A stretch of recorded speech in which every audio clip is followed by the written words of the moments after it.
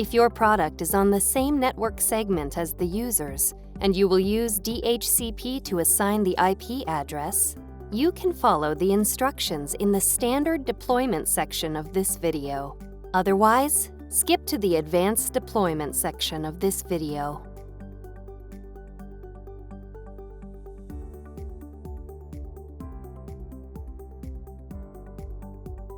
After you connect your product to the network, visit the Epson support site, then download and run your product's software package.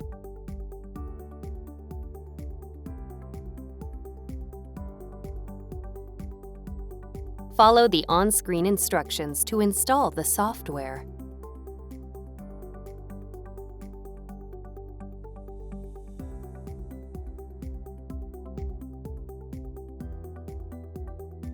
When you see this screen, select your printer from the list and click Continue.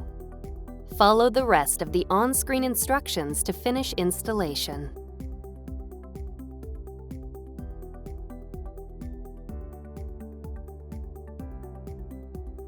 First, assign a static IP address to the product.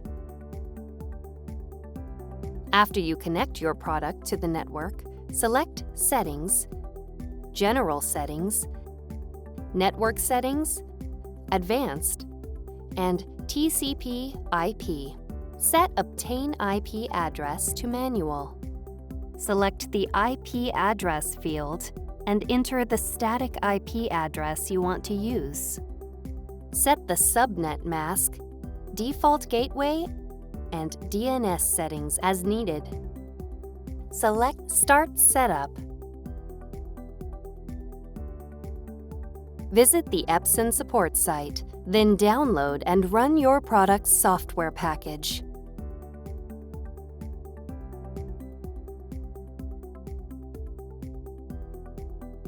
Follow the on-screen instructions to install the software.